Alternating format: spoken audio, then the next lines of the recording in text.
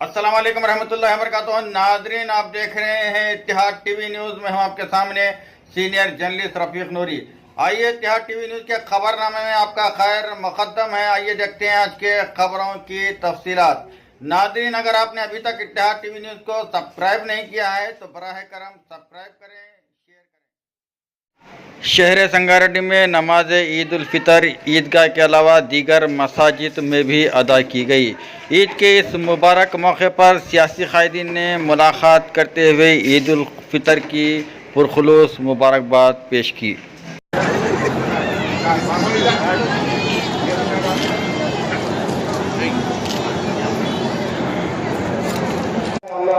जो रोजगार की तलाश में कुछ ऐसे लड़कों की है, परवरदिगार कुछ ऐसे लोग भी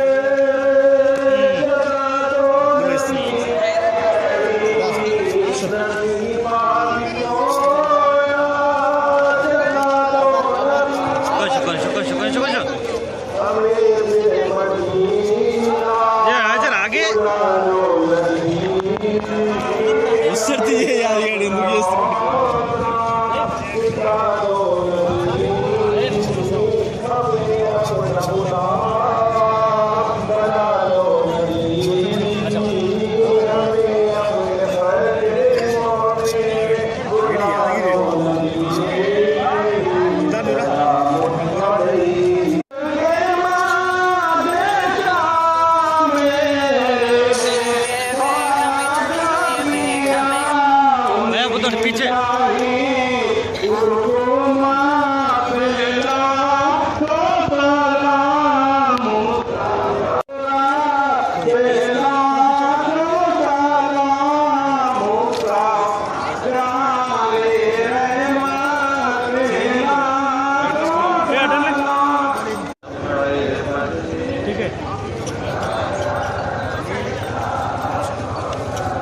मैं तमाम इस्लामी और दीनी भाइयों को, तमाम कलमा गो भाइयों को दिल की गहराइयों से ख़ासकर जो है संगारेड्डी के जो है मेरे इस्लामी भाइयों को मैं दिल की गहराइयों से मुबारकबाद पेश करता हूँ।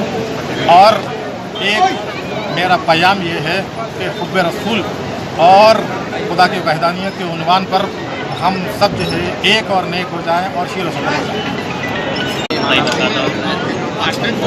तमाम आलम इस्लाम को मैं मोहम्मद अब्दुल करीम क़ासिमी इस ईद उल फितर की मुबारकबाद पेश करता हूँ। अल्लाह ताला तमाम आलम में इस ईद की खुशियों के मौके पर अमन व अमान सलामत रखे। तमाम कौम और मिल्लत के भाइयों में इत्तेहाद इत्तेफाक बरकरार रखे।